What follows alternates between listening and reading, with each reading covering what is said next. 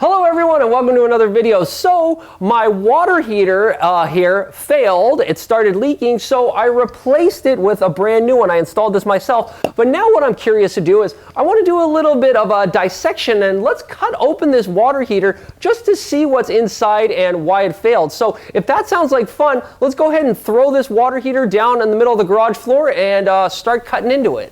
So I just laid the tank down on the floor and chalked both sides to stop it from rolling around. Then I just used an angle grinder to cut through the outside skin and peel it off. This was pretty simple, and once I had removed the outer skin, I had to then chisel and break off some of the insulation that was glued to the inner tank. The inner tank was actually a tougher nut to crack, and I used up an entire cutting wheel trying to get through it, but eventually the angle grinder won and we punched through the tank to get to the interior. All right, so here we are. We got it open. So a couple things to note. One, as you can see, it's kind of a double wall kind of design, but it's really this interior tank that matters. Cutting this out, I was actually quite surprised. This is, quite a bit thicker than the outer shell. So I did actually measure this with a dial caliper. This is about only 0.05 inches thick, where this is about 0.085, and you can see it's definitely much beefier. But I guess that's what's holding all the pressure from the water and the heat and the gas and the vapor. So yeah, I guess I'm not surprised. The other thing that I was actually pleasantly impressed with is that you can kind of see that it's spray foamed, right? So this is this kind of, rigid foam.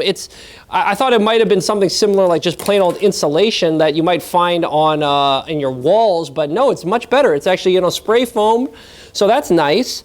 But okay, let's look inside, because that's really what I think we're after, and that's where the interesting stuff should happen. So let's take a look, and you can see it's kind of interesting. Look at all of this gunk.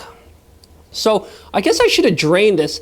I never ever drained the tank, and there's all this sediment and all this other stuff. I think what all this is, though, is you see this rod right here, this rod? This is a anode rod, so it's a sacrificial rod that's supposed to decay away, and it's sacrificial that it's supposed to delay the galvanic action. So instead of having the galvanic action eating away the walls of your tank, it's going to eat away this rod, and I think you can see that that's probably what, I don't know if that's what this little piece is. Yeah, look at this. See, this stuff, yeah, I think this has just caked away, and that's what all this junk is at the bottom. I think this rod is just on its way out, but it's surprisingly not as bad as I thought it would be. Some of the newer water heaters, this rod is actually replaceable, and you can take it out you're supposed to switch it every 5 years or so. But up here on this old one, I don't think you can actually get to it. There's no, I don't see an easy way to replace that rod. So I guess we're really kind of at the end of the service life. Let's talk about, why is this guy leaking? I suspect it's right there. You see there's some rust. I think that's probably the crack. That probably is what started leaking. And that's probably why this guy's a goner. Probably can't be salvaged. But yeah, it's surprisingly simple. You can see here's one of the heating elements. It actually doesn't even look that bad. Here's the bottom heating element. There's also a top heating element up here. And in fact, I even kind of unscrewed it a little bit. So you can see back here is the thermostat. Just looks like a really simple, gosh, I wonder if this is like an analog potentiometer or something like that. Pretty simple. But this one, I actually unscrewed this with a big old wrench, and you can take this out. And like I said, this doesn't even look that bad, right? For being this old, yeah, you can see here's the rating. Yeah, 3,500 watts.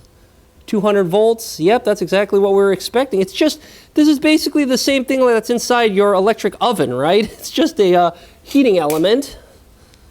And while we're talking about looking at this on the outside, I'm actually quite impressed that this lasted so long. So I looked up this model number, and this water heater it was actually 19 years old when it failed. So not too shabby. Oh yeah, here's the drain plug. I did kind of unscrew this, and you can see all the sediment. That's all that gunk that had built up that I probably should have flushed every once in a while, but oh well. what else do we want to call out here? I think this is pretty interesting. Yeah, like I said, pretty darn simple machine. You can see right up here, here's the pressure, the temperature and pressure release valve. Now you can have a good idea of what this does. So if the pressure and the temperature in the tank gets too high, this lever will open, and you can actually manually open it by lifting this. And let me do this so you can see what goes on. See how this, see what that does? Right? All it does is it kind of goes up and down. So one thing I've seen is that your water heater sometimes might leak out of here, because if this valve opens, some of the pressure and the water and the steam might come out here to relieve the pressure. And you saw the gunk and the sediment that was in the tank. If some sediment gets up here on the valve and sits there when the valve comes down and sits on it, that sediment might create a gap right there. So you might have a leak there. So that's something else to kind of keep in mind. But as you can see, really, this is pretty darn simple, right? This is not a complicated system. So, yeah, looking pretty reasonable.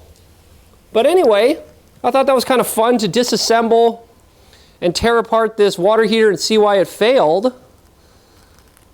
And this is why I had to go and install a brand new water heater. So I've got a separate video on how to do this yourself if you're interested.